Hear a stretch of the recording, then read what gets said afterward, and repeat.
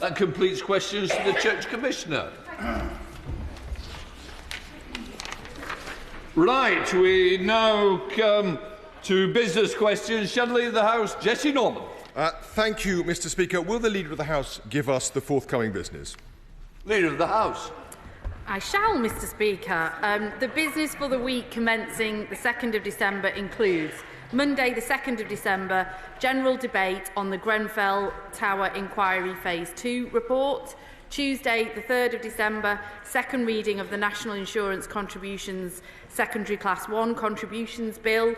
Wednesday, the 4th of December, Opposition Day, fourth allotted day, debate on a motion in the name of the official opposition, subject to be announced. Thursday, the 5th of December, debate on a motion on detained British nationals abroad, followed by general debate on improving public transport. The subjects for these debates were determined by the Backbench Business Committee. Friday, the 6th of December, private members' bills. The provisional business for the week commencing the 9th of December will include Monday, the 9th of December, remaining stages of the Terrorism Protection of Premises Bill. Tuesday, the 10th of December, Committee of the Whole House of the Finance Bill Day 1. Wednesday, the 11th of December, Committee of the Whole House of the Finance Bill Day 2. Thursday, the 12th of December, general debate on Lord Etherton's independent review into the treatment of LGBT veterans, followed by debate on a motion of the performance of the Medicines and Healthcare Products Regulatory Agency.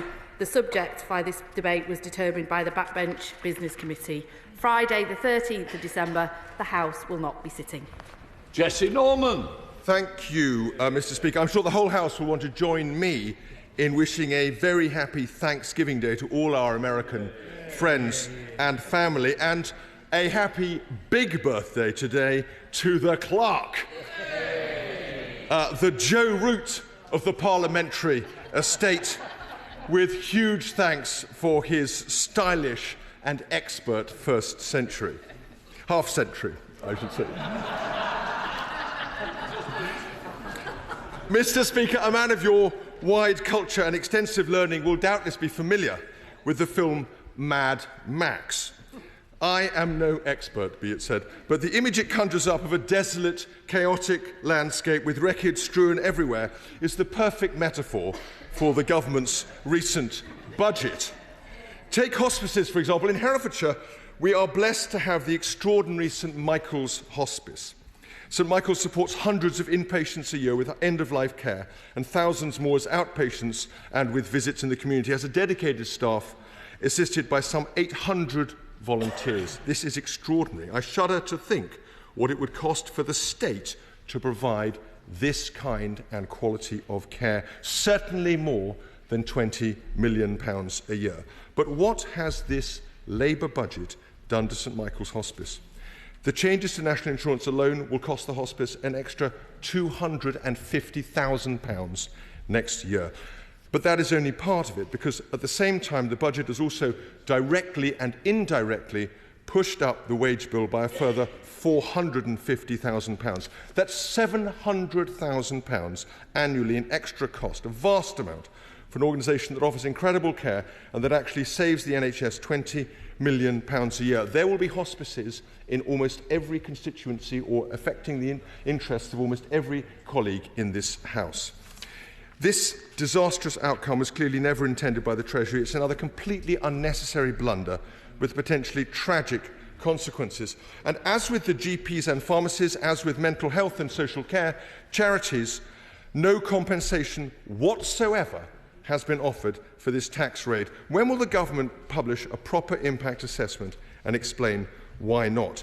Now, Mr. Speaker, there's a direct link here to the issue of assisted dying. In the words of the Health Secretary, no less, I do not think that palliative care, end-of-life care, in this country is in a condition yet where we are giving people the freedom to choose. That care is now being deliberately worsened by his own Chancellor. Personally, I feel very strongly pulled in both directions, by both sides, on the issue of assisted dying. But on one thing, no one can be in any doubt at all, that the government has no business trying to rush this legislation through this House by proxy. The text of the bill was published barely 2 weeks before we vote tomorrow. No impact assessment and no legal issues analysis has been published. Far from public debate preceding legislation, legislation has preceded debate. This is completely the wrong way round. We can be perfectly clear about this. All members of Parliament were recently sent a dossier by the promoter of the bill entitled "Your Questions Answered." Unfortunately, however, far from answering key questions, the dossier fails even to touch upon a whole series of important issues. These include the bill's impact on the medical profession and the relationship between medical staff and patients, and its impact on the provision and regulation of the different drugs and drug cocktails required, the record to date and the protocols to be used in case an initial attempt at assisted dying fails, what the inevitable for-profit industry exploiting the new law will look like and how we should feel about it. And as the very senior judge, Sir James Munby, has highlighted, a host of questions about the impact of involving the judiciary in the process and the balance of probabilities test for coercion. Most profoundly of all, what choice and dignity actually mean in different contexts. None of these matters is even mentioned in the dossier purporting to give the answers, whatever one feels about the about the issue of assisted dying itself. And as I say, I feel very pulled in both directions. This absence of debate, especially with so many new members in the House, is a matter of the gravest public concern. And as the House well knows, the House itself, the government itself, is all over the place on this issue. In asking for an assessment of the bill's likely impact on the NHS, the Health Secretary was doing exactly the right thing, preparing civil servants and clinicians for what could be a huge change and asking them to look at a crucial question that has not even been addressed, let alone properly answered. As for the Justice Secretary, she was attacked by none other than her own Labour predecessor, Lord Falconer of Thoroton, for imposing her views. But his lordship somehow missed that she was also making an argument, that it was inappropriate in principle for the state to get involved in the provision of what many term assisted suicide. This too is yet another issue that has barely been discussed. And in closing, Mr. Speaker, let me say that let me ask the Honourable Lady whether she shares my view that it is a tragedy that colleagues are being asked to vote without a full and proper consideration of the vital issues I have mentioned. Leader of the House. Thank you, Mr. Speaker. Can I also join in congratulating the Clerk of the House on his, is it his very special birthday? Well, as someone recently on the other side of that very same special birthday, obviously I know I don't look it, of course, can I just welcome him to the half-century club and hope his party is as good as mine was. But anyway, we'll leave that conversation for another day. This week, Mr. Speaker, we marked White Ribbon Day, and I'm very proud that this government has pledged to halve violence against women and girls. I'm also proud to have announced the debate on Lord Etherton's review of the treatment of LGBT veterans today. I'm particularly pleased for my friend and Manchester resident, Carl Austin Bean, who, after years of decorated service in the RAF, was dismissed the day they found out he was gay. He deserves recognition and much more, as do many others, Mr. Speaker. Now, Mr. Speaker, I know that the Shadow Leader is fairly new to opposition, like most of his colleagues, but I might gently say to him that the idea of opposition is to oppose the government, not his own record and his own previous government, because I'm really not quite sure. Last week he attacked our plans to meet climate goals, yet when he was the Minister for Decarbonisation, he seemed to take a very different view, touring the studios, championing net zero. And here we are yet again, he's attacking our plans on national insurance contributions. But when I checked the records, Mr. Speaker, I did notice that when his government raised national insurance contributions, not just on businesses, but on workers as well, he was actually the Financial Secretary to the Treasury at the time. And when he defended the measure at this very dispatch box, Mr. Speaker, he said, and I quote, "It was a profoundly conservative thing to do." So he seemed to be for it then and against it now, and I'm not sure what his position is. I'm quite confused about that. So can I just say to the hospice that he raised and many other hospices like it, that we have made a record investment into the NHS. The hospice sector was left on its knees by his government, and as he knows, the Health Secretary will be coming to this House soon to explain how the record allocation of resources that he has received will be distributed, and that includes to the hospice sector as well. He raises some issues that we are discussing tomorrow on assisted dying, and I have to say, Mr. Speaker, I think it is with some regret that he's chosen this opportunity today to raise those matters in such a political, unnecessarily political fashion. This is an issue that does generate very emotive sort of responses on both sides, and I hope that the conversations that we have tomorrow and the debate we have tomorrow can be conducted in a respectful, considerate, non-partisan, non-political matter. And he asked a question about time and scrutiny, which I have raised here before. I am very confident, as the leader of this House, that this bill will undergo sufficient scrutiny. It will have sufficient time for consideration. And as I have previously said at the dispatch box, Mr. Speaker, that it is of course, the government will of course implement whatever the will of this House is. And I have previously said as well, Mr. Speaker, that should the House choose to give such a bill, this bill tomorrow, its second reading, then the government will of course work with the sponsoring MP to make sure that that bill and the policy is both workable, operable and will be implemented. And that will mean working with the sponsoring MP on tidying up any necessary measures in the bill, and the departments getting to work straight away on what that means in terms of implementation, assessment and other documentation that he outlines. And should the House decline to give its second reading tomorrow, then of course that work would not happen. And of course, as I have previously said, after several weeks in committee, the first opportunity for that bill to return to this House will not be until the end of April. That is a considerable amount of time for the government to do that work and for us to consider that bill further. So I will leave it there, Mr. Speaker. Sarah Hall. Speaker.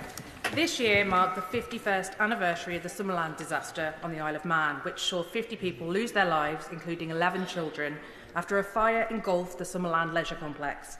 My constituent, Valerie Daniels, and her younger sister were both impacted by the horrifying tragedy. 2 young men from Warrington died in the fire. A report into the disaster was released the following year, which catalogued a series of failures from the design of the building to the fire safety regulations. But to date, no individuals or groups have been singled out to blame for what happened. Can I ask my right honourable friend if she can find time for a debate to be held on this issue so that the survivors and families of those who lost their lives can finally get justice? Well, can I thank her for raising that? I'm really sorry to hear of the tragedy in her constituency and the fire that took hold. These are incredibly pertinent issues, and they are ones that we should be debating in this House. She might want to raise them under the terms of the Grenfell inquiry debate that we're having next week, or there will be other opportunities, I'm sure, for her to raise them. Liberal Democrat spokesperson Maria Goldman. Thank you, Mr. Speaker. Yesterday marked Fuel Poverty Awareness Day, and just last week, Ofgem unveiled another increase to the energy price cap for this winter, an increase of 1.2% in January 2025. This follows a 10% rise in October and multiple occasions where the government have failed to prioritise energy support for this winter. For example, the Warm Homes scheme will not benefit households until 2025, and financial energy support for 1.2 million pensioners was removed under changes to the winter fuel payment. Recent polling from the Warm This Winter campaign has found that almost half, 47% of those polled, are worried about how they will stay warm this winter. When can the House expect a statement from the government on tackling fuel poverty this winter? Well, can I thank her for that question? I also noticed that her leader is out on the airwaves today with a separate campaign. So can I wish him well with that and hope that he's not another one-hit wonder when it comes to those issues. But look, I mean, we have inherited a really difficult situation when it comes to our energy supplies and energy prices. She will know that the energy price cap is set by Ofgem and actually reflects the situation from a few months ago when it considers how energy was bought. We are taking this issue incredibly seriously, and that is why we've got a plan to get to net zero by 2030, because it's only if we switch our energy supplies to renewables that we will be able to bring prices down for longer and have that energy security that we so desperately need. She asked about this winter, and particularly for pensioners and others. She will know that there is the £150 warm home discount and cold weather payments as well, which will get triggered. We have extended the £1 billion household support fund into this winter, and I know that in places like Manchester, that payment is now being given either £150 or £200 to those on council tax support, so just above the pension credit. And we've seen the biggest increase we've ever seen in those applying for pension credit. So we are taking steps, we are taking action. We will support people this winter, but more importantly, we'll take the long-term action that we need to get our energy bills lower. Kim Johnson. Thank you, Mr Speaker. Liverpool Women's Hospital in my Liverpool Riverside constituency is the only specialist gynaecology and maternity services in the country. Yet these services are under threat due to NHS case for change. So can the Leader of the House grant a debate in government time to consider the necessity of retaining these specialist services in the current Crown Street site? Thank you. Well, can I thank her for that question? I'm very familiar with the services that the important services that she describes in Liverpool and in her constituency. What we inherited when it came to the hospital programme was a work of fiction from the previous government, and we are determined to make sure that any commitments around local hospital services are both deliverable and fundable, and that is what we're setting out to do. But I will certainly make sure that the Health Secretary has heard her plea today and that she gets a full reply about her local hospital. The Backbench Committee, Bob Blackman. Thank you, Speaker. I thoroughly enjoyed my visit to the Leader's native city on Saturday night, and I thank her club for the hospitality of allowing us to score 4 goals with none in return. on behalf of which makes a net aggregate, by the way, of our visits to Manchester of 7-0.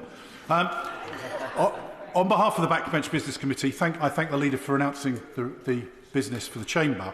In addition to that, if we're granted Thursday the 19th of December, that will be a full day's debate on the Christmas recess adjournment debate. In addition, for Westminster Hall, next week we have debates on Tuesday on the domestic production of critical minerals, and on Thursday, pelvic mesh and the Cumberledge Review, and also a further debate on financial sustainability of higher education. And in addition, Mr Speaker, with your agreement, Tuesday the 10th will be a debate on rare autoimmune rheumatic disease.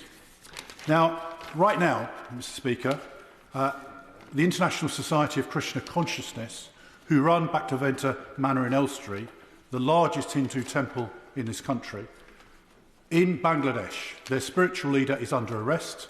Hindus across Bangladesh are being subject literally to death by their houses being burnt, their temples are being burnt, and there was an attempt today in the Bangladesh High Court to rule that ISKCON should be banned from the country. This is a direct attack on Hindus.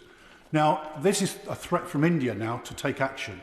We have a responsibility because we enabled Bangladesh to be free and independent.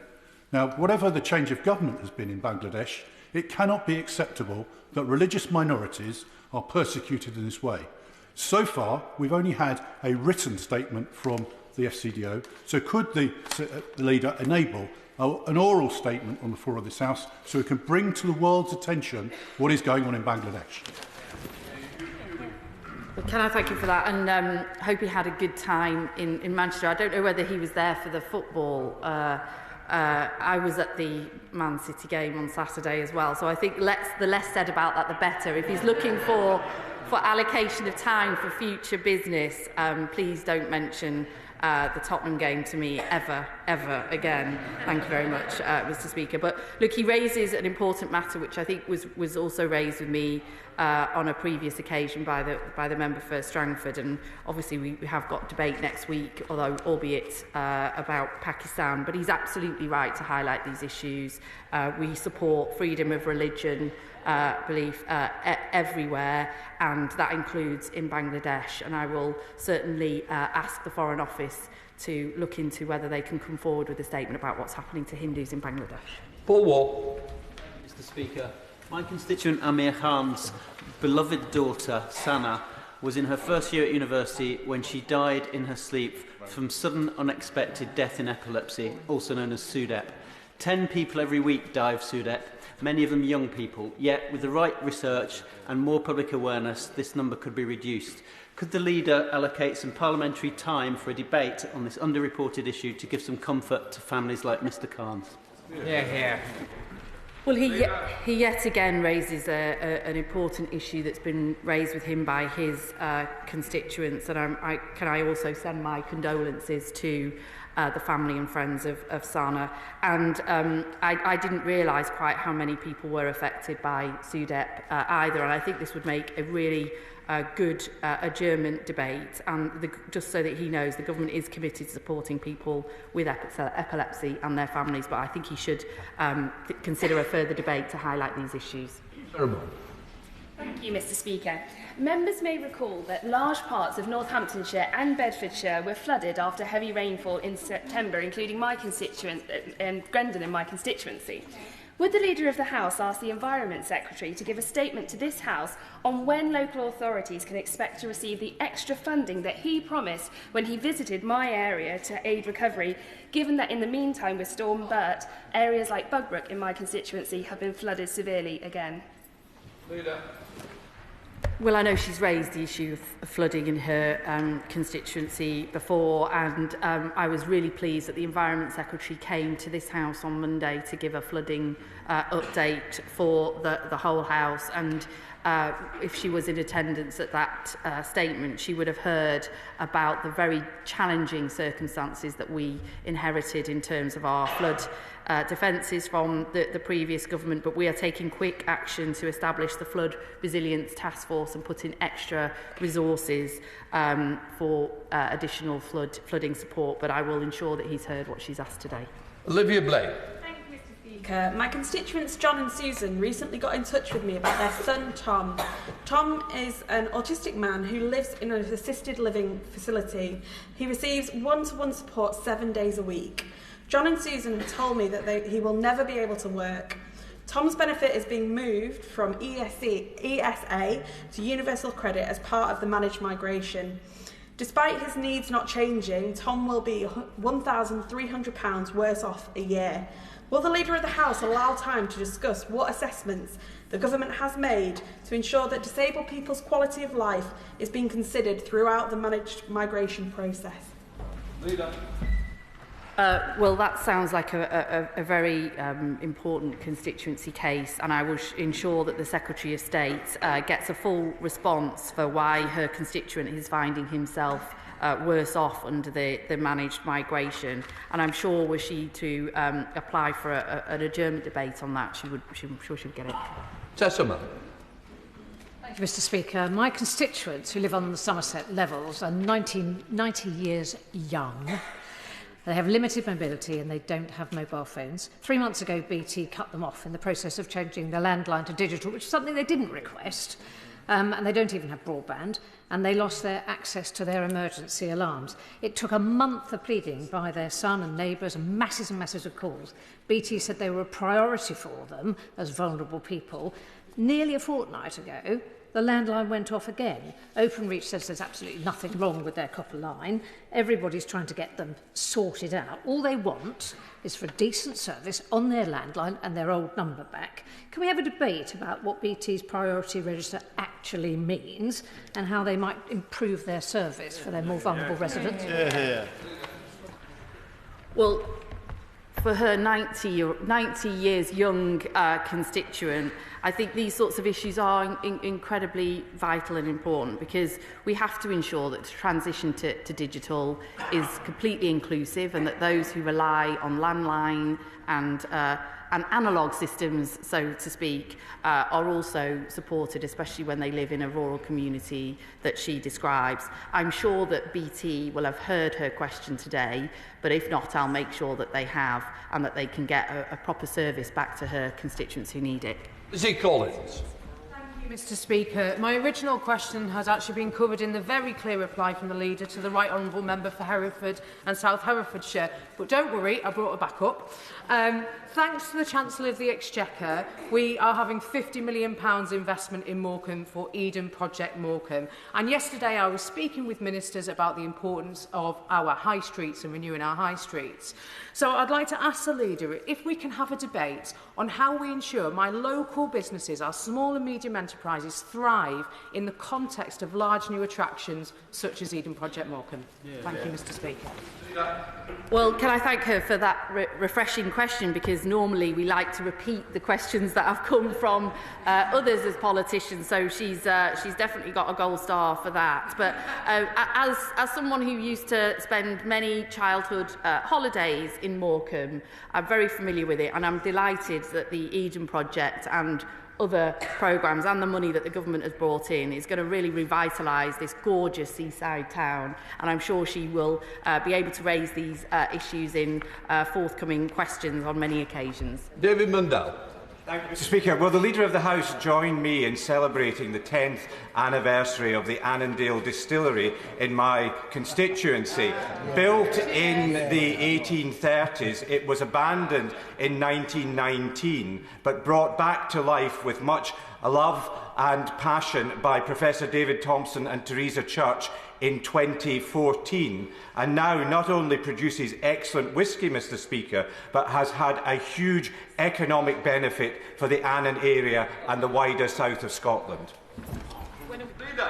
Well, can I join him in celebrating the 10th anniversary of the Annandale distillery? I get invited to many places. He didn't actually invite me, but I do get invited to many places.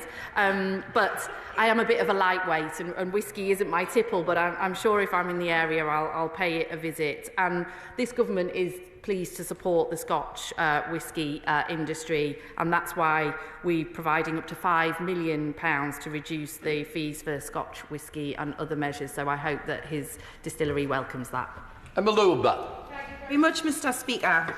My constituent, Jo Pike, is a counsellor at a local cancer charity. She has stage 4 mucosal melanoma. TIL therapy, which is only available in the USA, could actually save her life. Our community is fundraising to get Jo to America, but for Jo and many others, we need this therapy here in the UK. Will the Leader of the House use her good offices to help Jo fight this awful disease? Well, I'm really sorry to hear of Jo's plight, and it is awful to have such a terminal and difficult disease, knowing that there are therapies available, but they're not actually available yet to her constituents. So I will ensure that the Health Secretary has heard this today, and I'm sure the whole House will support Jo in her fundraising efforts to get over to America. Wendy Moore. Mr Speaker, following my question in this chamber last week, I received confirmation from the Transport Secretary that funding ring-fence for a new train station in Aldridge had indeed been moved and put towards funding the Labour Mayor's pet bus nationalisation project.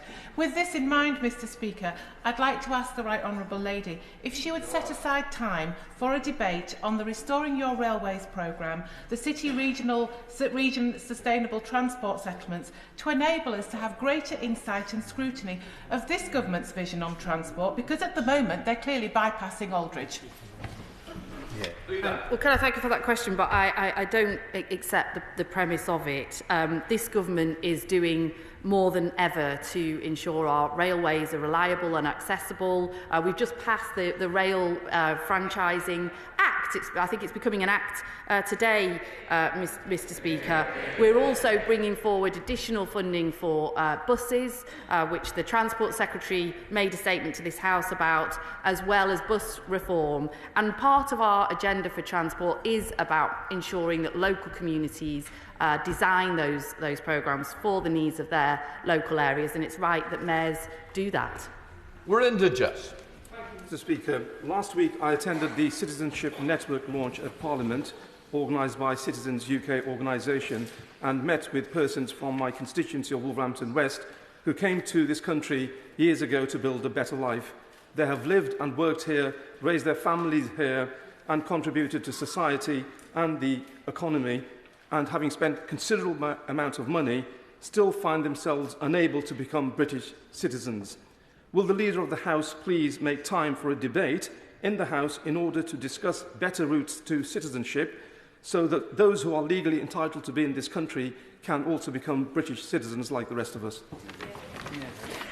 Well, can I thank you for that question? And actually, becoming a British citizen and routes to citizenship, I think, would make an excellent backbench business debate. And I didn't say it earlier, actually, but I will say it now. Can I encourage colleagues from across the House to really make use of the Backbench Business Committee and put in applications, to which I think this would be an excellent application. We're Hobbs.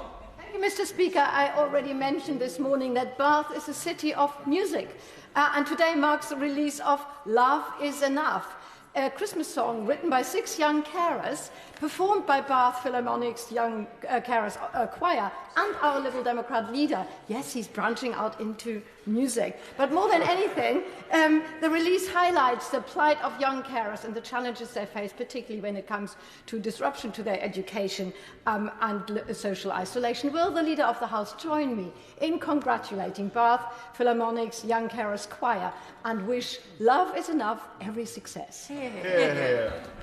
Well, can I wish the song Love Is Enough from the Young Carers Philharmonic Choir every success in its attempts to get in the charts. I mean, I have to say, Mr Speaker, I'm not quite sure what's worse or better even, the leader of the Liberal Democrats in a wetsuit or a Christmas jumper, but I'll leave that to the House to decide. Andy McNay.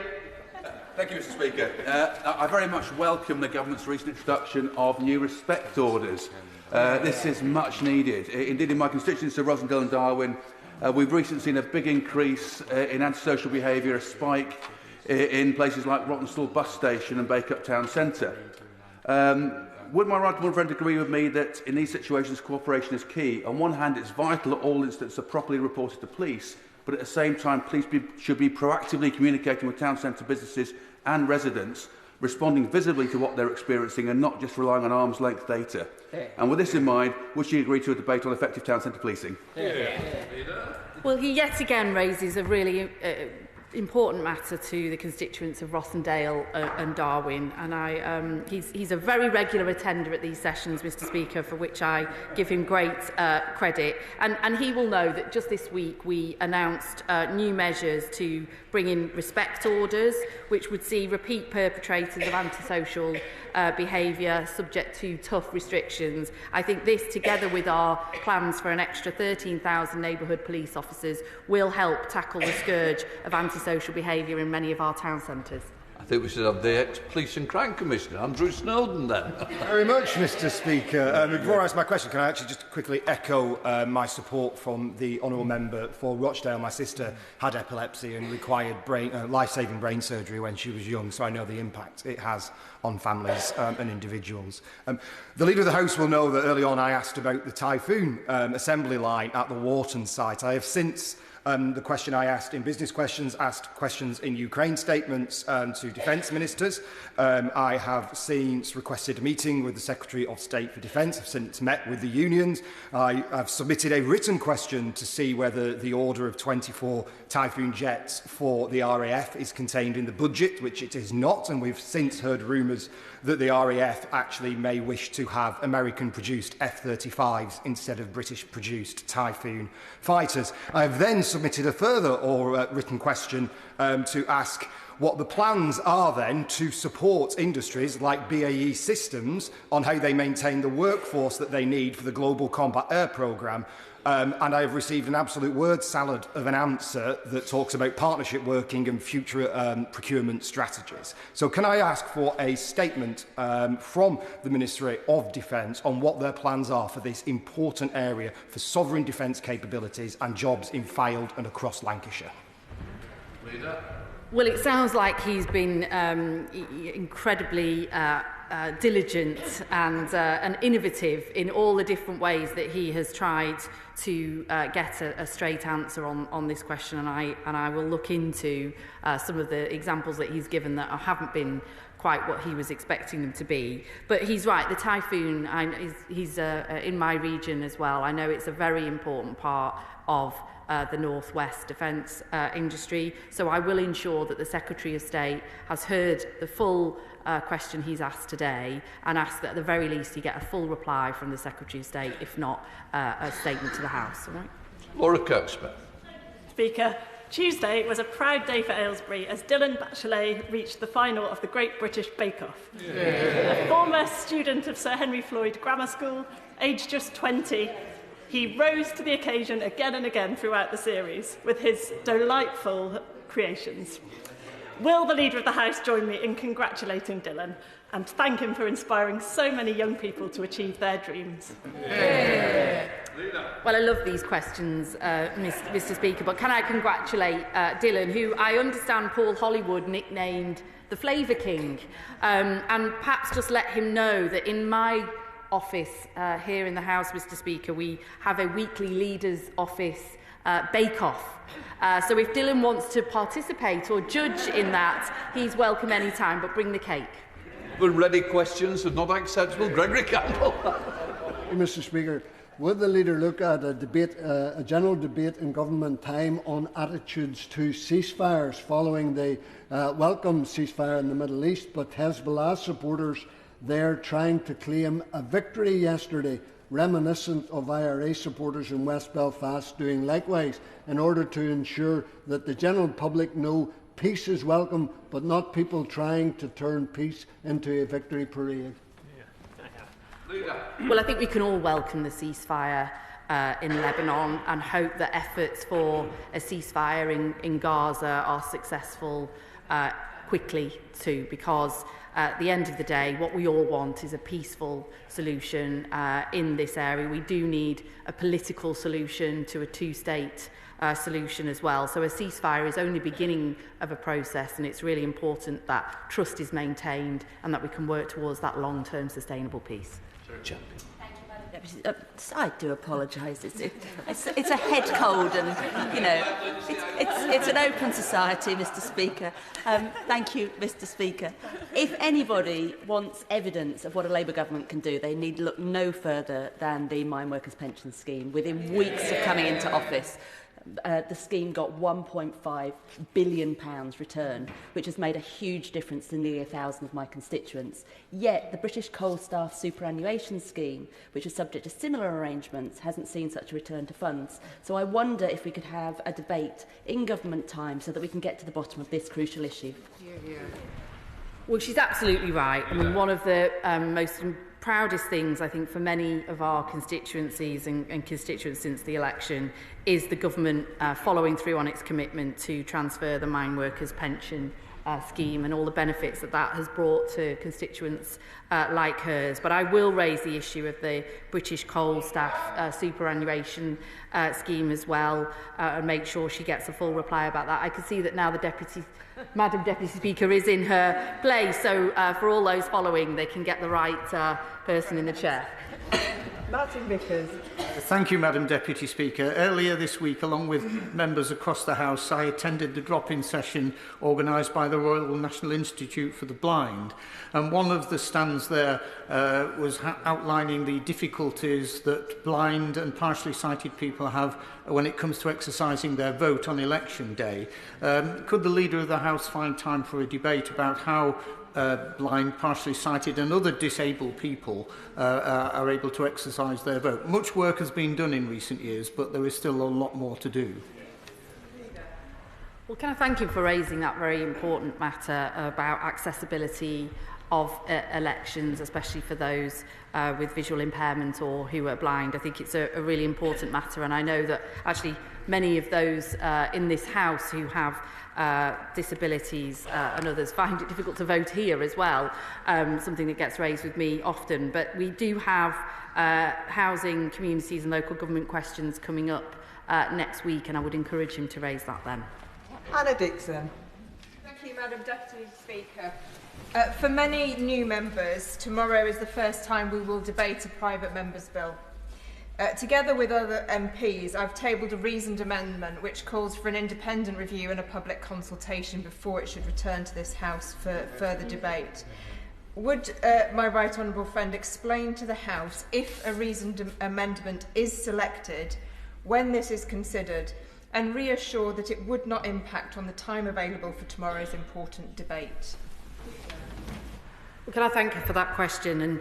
And she and I have discussed this in private as well. And as we discussed, amendments at second reading, whilst called reasoned amendments, do have the opening line of "we decline to give this bill a second reading." And so should it be selected, then obviously that would mean the second reading debate and vote would not then proceed. What I would just gently say to the honourable member, as I said to the shadow leader, that as I have said a number of times now at this dispatch box, should the bill pass its second reading, the government will work with the sponsoring member to make sure this bill is operable and is implementable and will be implemented should the House wish it to do so. That work will begin in earnest following a second reading debate. Should it not pass at second reading, that work would not happen at all. So that's what I think members should consider when considering the principles of this bill and not get too bogged down in some of the process. Christine Jardine. Madam Deputy Speaker, could I first of all thank the honourable member for raising the issue of epilepsy. It's particularly important to me because many years ago I wakened up in hospital having had a seizure in my sleep, and I know how life-changing it can be. But I wanted to ask the Leader of the House today. She may remember in October I raised the issue of 500,000 British pensioners overseas whose pensions have been frozen. Many of them originally from my own constituency, and I've heard from further former residents since that occasion. She kindly offered to raise it with the government departments. And Anne Puckridge, on behalf of the campaign, who has been affected, a former war veteran, is coming over next week for her 100th birthday and had hoped to meet with leading politicians, including my own party leader, Sir Ed Davey, who will be meeting her next week. Unfortunately, I've heard this morning that the Prime Minister has declined to meet with Anne and is referring her to the Pensions Minister. Now, I appreciate that, but Anne is very disappointed as she feels that to tackle this issue, it really needs to be tackled by the Prime Minister. And she wanted him to hear what she had to say. So I wonder if the leader could perhaps make further representations to the Prime Minister to see if he will meet Anne. Well, can I thank you for raising that? And I'm sure she can appreciate that the Prime Minister's diary is neither in my control but is also incredibly busy. But I will make sure that the Pensions Minister is able to meet her constituent when she comes over next week, and I will certainly make sure that the Prime Minister is aware of this matter and will ensure that the Pensions Minister looks into it properly. Leadbeater. Thank you, Madam Deputy Speaker. The campaign for justice for the WASPI women has been truly commendable, and I want to pay tribute to the tireless efforts of campaigners, including Angela Madden, as well as around 6,000 women in my constituency of Doncaster East and the Isle of Axholme who have been affected. Following the Parliamentary and Health Service Ombudsman's findings of maladministration earlier this year, those women are still waiting for clarity on the government's response, particularly regarding timely and fair compensation. Will the Leader of the House join me in both praising the WASPI campaign for their dedicated work, which has been amazing, and support my request to the Department for Work and Pensions for an update on the progress being made in addressing the Ombudsman's findings? Well, I certainly will share his congratulations to the WASPI women who have shown themselves to be some of the most formidable campaigners I think this country's seen for a very long time, and to Angela Madden, his constituent, as well. As he knows, the Ombudsman report was published in March. It's a very serious and thorough and considered report, and it does require proper consideration from the government, and that work is being undertaken as we speak, and I will ensure that Parliament is the first to know of the government's response to that report. Sir John Hayes. Thank you, Madam Deputy Speaker. You may know that I've long campaigned for the interests of the British nuclear test veterans. Young men who, long before our lives, devoted part of their young life to witnessing the first nuclear test, following which their blood and urine was tested, presumably, to see the effects the radiation had upon them.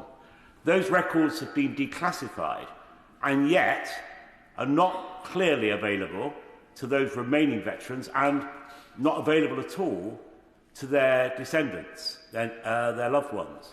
And so can I ask the Leader of the House for a statement on that matter from the Secretary of State for Defence, who is not unsympathetic, I understand. The Prime Minister, when he was Leader of Opposition, promised those veterans accountability and justice. They deserved nothing less.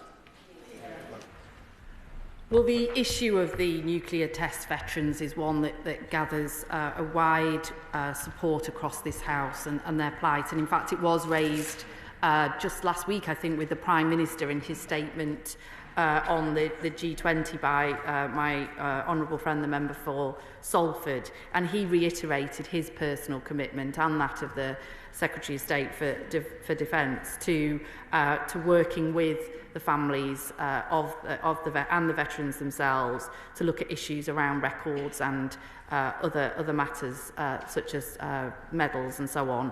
And I will ensure that the House is informed of any progress in this area. Katrina Murray.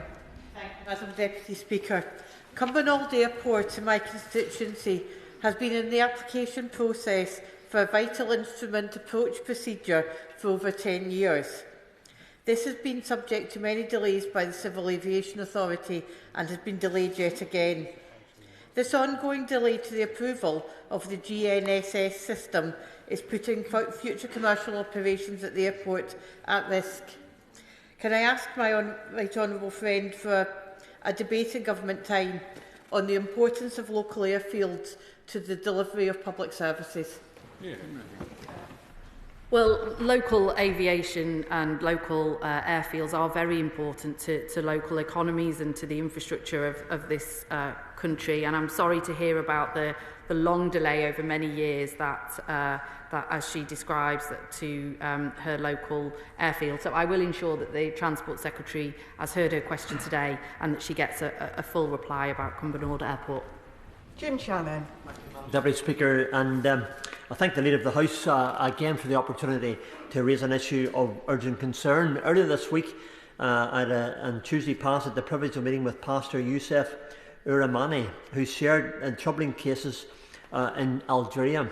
Pastor Youssef had been convicted of so-called illegal worship for leading his church, faces a prison sentence and heavy fines, despite any lack of evidence of any wrongdoing. His case is one of approximately 50 spurious cases against Christians in Algeria in recent years amid a systematic campaign of forced church closures. Will the Leader of the House urge her FCDO colleagues to make a statement on what steps the UK Government can take in collaboration with international partners to advocate for the reopening of all those evangelical churches in Algeria and to support religious freedom globally, including raising this issue with Algerian authorities at the very earliest opportunity? Thank you so much. Well, he yet again raises a serious issue of religious freedom, in this case in Algeria, and we regularly monitor the situation in Algeria, and we are aware that some groups have faced difficulty in obtaining the permissions that they need to operate, and that's why we'll continue to raise these matters with the Algerian authorities. And I see that he's been successful in the backbench business debate this afternoon on freedom of religion in Pakistan, and I'm sure he will continue to proffer considerable numbers of applications into the backbench business committee where this might be a good topic. Ian Lavery. Thank you, Madam Deputy Speaker. A huge congratulations goes to the volunteers and the voluntary groups who received the prestigious King's Award earlier in this month. There were 6 in Northumberland, and there was one in particular in my constituency, which was the Empire School of Boxing, led by the phenomenal Les Welsh. Can we have a debate in government time to allow MPs to express their gratitude to volunteers and volunteer groups in their constituencies, who after all are the cornerstone of our constituencies? Well, can I join him in congratulating the winners of the King's Award? I know from recipients in my own constituency, you know, how much this really means to people when they receive such a prestigious award from the King and the King's Award as they do. The boxing school in his constituency sounds like a really worthy winner of that award.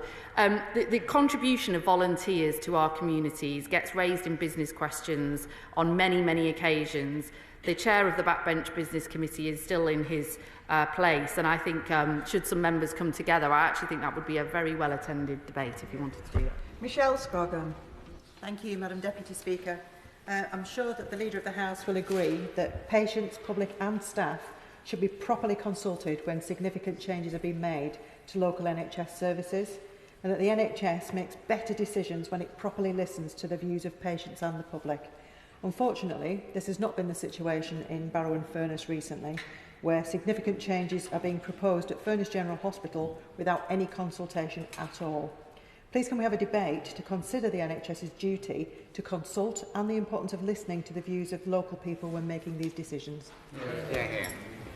Well, this is a really important matter for her constituents and for many others, and she's absolutely right to say that NHS England should be listening carefully to the needs of local community and local community voice when it comes to reorganisations or considering services in any area. It's actually the second question of this kind that's been raised with me today, and I'm sure it would be very well attended were she to apply for a debate on it.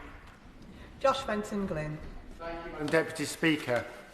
3 women a week commit suicide because of male violence against women.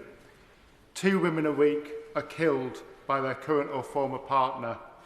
Nearly 4 in 10 girls attending mixed schools have experienced some form of sexual harassment, and in the year to March, 11,000 complaints against violence against women and girls were made on public transport.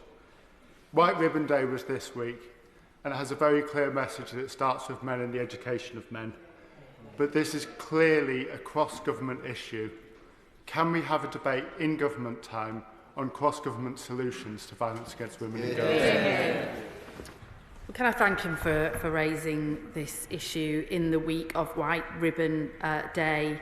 This government is absolutely committed to a very challenging target of halving violence against women and girls over the coming years, a very ambitious target. And that's why we do have a cross-government task force looking into how we can deliver on this mission, which of course, as he rightly says, includes education, because this campaign is right to say it does start with men. And we will be bringing forward measures shortly in the crime and policing bill on some of the measures that we said, such as a new criminal offence for spiking and other matters. So I look forward to debating those with him when they arrive. Mary Glindon. Deputy Speaker. Members across the House value and appreciate the vital work done by everyone working for the Ministry of Defence, not only our brave armed forces, but also the many dedicated civilian staff. However, the Department's Permanent Secretary has now indicated a plan to shed 10% of the workforce, that's 5,000 jobs, by the end of the Parliament, and without consulting trade unions. So will the Leader of the House please grant a debate in government time about the importance of civilian staff in the MOD and ask the Defence Secretary to meet with the PCS union on this important matter? Well, I will ensure that the Secretary of State for Defence has heard her question today. He did give a statement to this House, I think last week or the week before, but certainly very recently, about some changes that we are making as part of the ongoing work around the Strategic Defence Review. But just to be clear that the defence budget has been increased as a result of this Labour government's budget, but we just need to make sure that those resources are deployed to the needs of modern warfare, and that's why the Strategic Defence Review is so important. Thank you, Madam Deputy Speaker. Local newspapers like the Southern Daily Echo play a crucial role in informing and championing our local communities. They also play an important role in holding to account businesses, public bodies and, yes, of course, politicians. However, in places like Southampton, journalists are increasingly being subject to legal threats and intimidation, particularly through slap action, often used by big business. Does the Leader of the House agree with me that free press is a fundamental pillar of our democracy? And does she support my cause for more being done to support our local media against intimidation and techniques like slap? Thank you. Well, I absolutely agree with her that journalism and a free press is a fundamental pillar of our democracy, and indeed that local journalism in an age of mis and disinformation is an absolutely vital, trusted source of fact and of truth. And indeed, we've seen the local press play a very important role, particularly over the summer, in the face of the riots and some of the misinformation that was spreading at that time. And she's absolutely right to raise the issue of slaps and the consequences this can have on local newspapers like those in her constituency of Southampton. We did have a debate, I think, via the backbench business debate on this recently, but I'm sure it's an issue that will crop up time and time again. Paul Davies. Thank you, Madam Deputy Speaker. Visiting Hepworth Junior and Infant School and Saladine Nook School during Parliament Week was inspiring. The students' enthusiasm for learning about democracy was evident in their thoughtful questions and active participation. It's clear that early engagement is crucial for fostering informed future citizens. Can I ask the Minister for a debate in government's time about children's involvement in the democratic process? Well, he's right to raise Parliament Week and the important role that plays in educating our young people about the important institutions of our democracy, including Parliament. I don't know how many events he had in his constituency. I had 37. I believe that yet again Mr Speaker was top of the list in terms of the number of events in his constituency, but he will know that this government has instigated an independent curriculum and assessment review, and I think the issues of citizenship and ensuring an education for life is absolutely vital if we are to uphold our democratic institutions in the future. Catherine Fuchs. Thank you, Madam Deputy Speaker. And first of all, I'd love to thank my honourable friend from Aylesbury for raising Bake-Off. But if she's raising Bake-Off, we need to also do a shout-out to the excellent Georgie from Wales, who won the competition and whose star is surely on the rise. Across my constituency of Monmouthshire, there are homes and villages without any broadband connection, including Whitebrook, which literally has no connection whatsoever. And there are also communities where the providers are totally inadequate, such as the village of Llangwm. And I know how frustrating it can be to have no internet, having been on a Zoom call when my children have been playing on the Xbox and having to have a bit of a row and ask them to get off. It can be extremely difficult. But seriously, it can be extremely difficult also in an emergency and life-threatening situation to not be able to make that phone call or get online. So I recognise the excellent work that the government is undertaking to expand broadband across Britain with Project Gigabit. But I do worry for those small rural communities that are yet to be reached. So will the Leader of the House find some government time to host a debate on rural broadband? Thank you. Well, she's absolutely right to say that broadband is now a vital utility. It is as important as electricity, water and all of those other things that people rely on, especially in rural communities like her. And I can certainly empathise with the battle for broadband bandwidth in one's home. But look, this government did inherit, I'm afraid, quite a sort of slow rollout full fibre gigabit broadband programme.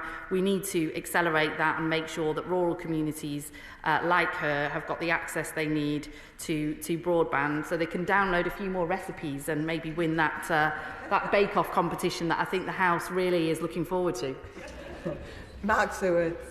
Thank you, Madam Deputy Speaker. One of my constituents, Nicola Holdsworth, sadly lost her mum a few years ago, and she was really struggling with the grief. Now, she was told it would take 8 months to see a grief counsellor, so what she did is she set up Morley Grief Group, an organisation that has gone from strength to strength and helps people in our community.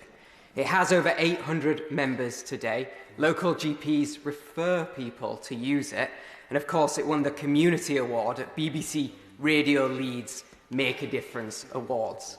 Given these facts, will the Leader of the House join me in paying tribute to Nicola, to Morley Grief Group, and will she perhaps grant a debate in government time on the need for more grief counsellors and, of course, the need to support volunteer organisations like Nicola's?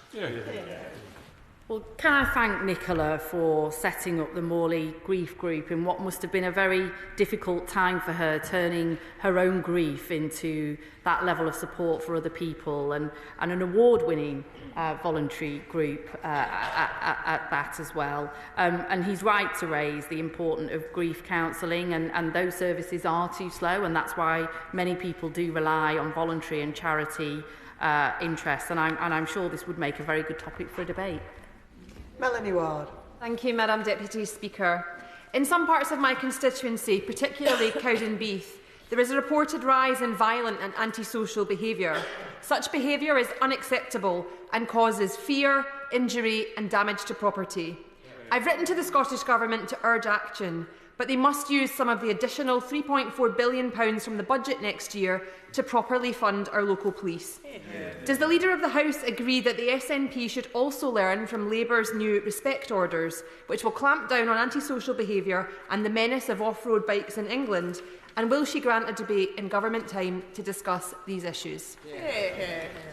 Well, she's absolutely right to say that the Scottish Government now has additional funds, huge additional funds as a result of the budget last month. They have the powers. They really now do have no excuse but to tackle some of the issues faced by her constituents in Cowdenbeath, and they can certainly take some lessons, I'm sure, from this government in terms of respect orders and the work that we're doing to tackle antisocial behaviour. Claire McDougall. Thank you, Madam Deputy Speaker. In addition to her birthday wishes to the Clerk of the House, I wonder if she could also extend congratulations to the 1st Neilston Boys Brigade on their 70th birthday. They're a vibrant Boys Brigade company at the heart of village life and give such great experiences to young people in my constituency.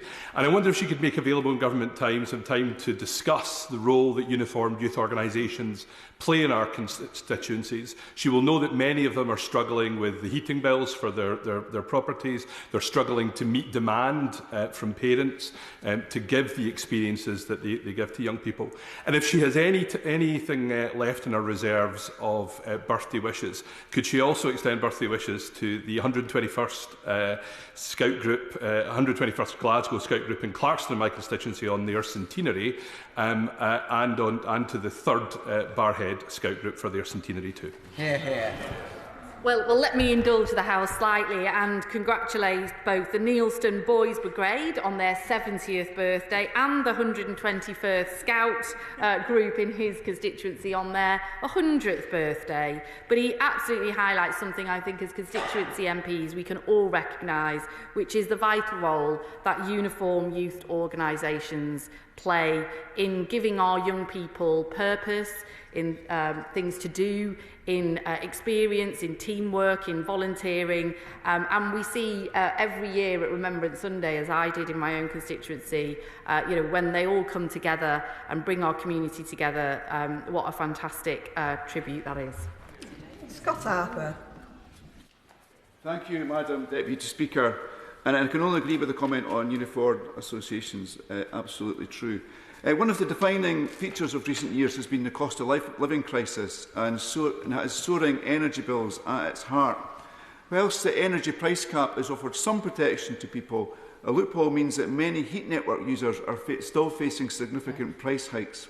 This issue featured on BBC's Rip of Britain show last week. Hannah and Lucy in my Edinburgh South West office have done excellent work supporting residents in Harvester's Way in Wester Hales and also the Green in Longston facing this problem in my constituency. The Government is committed to addressing the inequality these residents face in January 2026, which is a positive step. However, many residents feel progress is still too slow. If we are to wait a year, I am keen that we make best use of that time. I would therefore like to ask the Leader of the House if she could commit to a government-time debate to help inform the development of the planned changes ahead of 2026. Thank you. Well, he's absolutely right. Ofgem will be appointed as the heat network regulator. Ofgem's powers will include the ability to investigate unfair pricing and ensure that consumers' heat supply is maintained if their supplier goes out of business. But I'm sure he might want to take the opportunity at the next energy questions in a couple of weeks' time to raise this important matter. Alex Ballinger. Deputy Speaker, and can I join the member for Blythe and Ashington in congratulating all the voluntary groups that received the King's Award for Voluntary Service this year during the King's Birthday celebrations. I wanted to particularly pick out Hales Owen in Bloom, a fantastic community organisation in my constituency that has been really making the town beautiful over a number of years, planting roses in the town centre and making places from canal boats to churchyards look really amazing.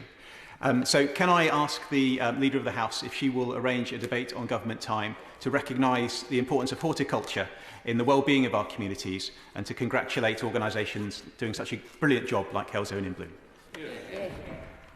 Well, Hales Owen in Bloom sounds like another great community group that plays a vital role in his community of Hales Owen, bringing people together with their green fingers and giving purpose not just to the volunteers but also creating a very floral and lovely community for others. I'm sure that if he banded together with other colleagues, we could really put on our record our thanks to all the volunteers like those in the Hales Owen in Bloom through a backbench business debate. Alan Strickland. Thank you, Madam Deputy Speaker. I've been working tirelessly with industry leaders and transport ministers to secure the future of the fantastic Hitachi Trains factory in Newton Aycliffe, home to hundreds of high-tech manufacturing jobs, but left in the lurch by dither and delay by the previous Tory government. Can we secure a debate in government time to look at how we build a sustainable future for our proud rail manufacturing industry and rescue it from the mess it was left in by the Conservatives? Yeah.